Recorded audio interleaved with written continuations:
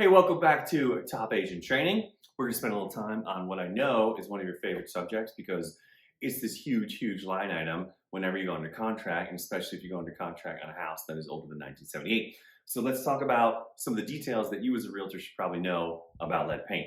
First of all, where did this come from? Why were they using it? It seems silly.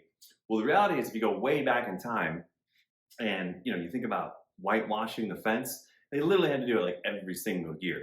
So when lead paint came around, they used it because it was just a lot better product. It lasted a lot longer than the whitewash. The problem with it is if we ingest it, it causes some problems. Now, if an adult ingests it, it causes like high blood pressure. So bad, but not the end of the world. On the other hand, if a child in their developmental years digests it, it gives them severe learning disabilities, and it's really bad. So this became a huge thing in like underprivileged housing, Section 8 type housing, where the buildings were in total disrepair, things were falling apart. So that there was a lot of common problems there. But then also, I heard a story when I was teaching a class where a realtor who was sitting in the front row told a story where a friend of hers had a daughter that had the symptoms of lead paint poisoning, and they couldn't figure out why.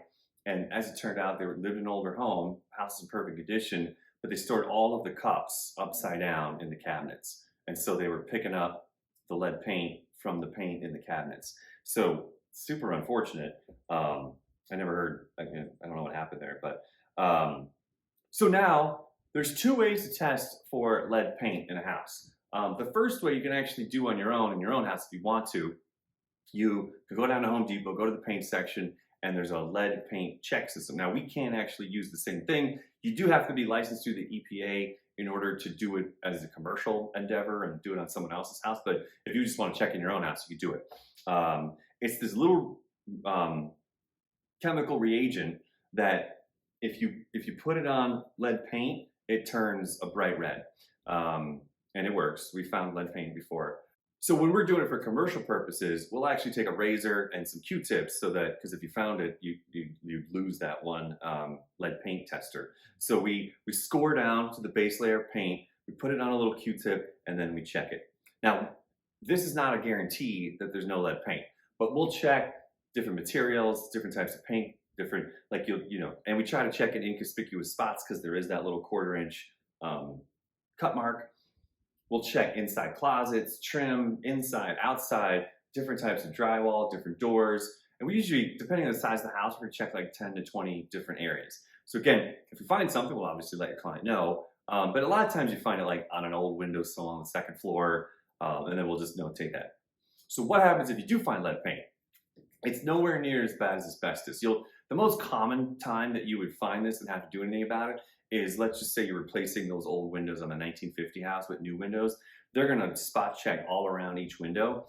And then if they do find lead paint, what they're gonna do is put a containment over that. Because again, we don't want the lead paint dust that will come from them cutting the window out to spread into the house. But that's where it ends, right? So they just bag all that up and they literally just take it out to the trash. The whole point is you just don't want that lead paint dust like spreading into the house. So the workers wear some protective stuff and they cover the area with plastic. But I didn't talk about in the asbestos class, but the asbestos, if you have asbestos, it has to go to a special landfill. Certain landfills are designated for asbestos. Not the case with lead paint. You just take it out of the trash, throw it away, it goes to the dump, that's it.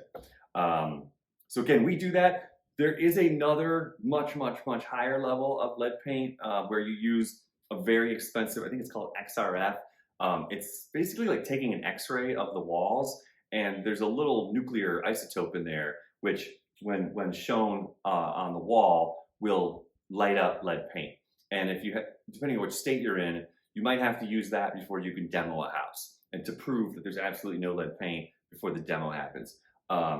It's kind of cost prohibitive. I think that XRF machine costs like 20-25 grand, and then you have to replace that nuclear isotope like 5-6 grand every like 3 years or so. So the easiest, best answer is to just do that inexpensive little reagent.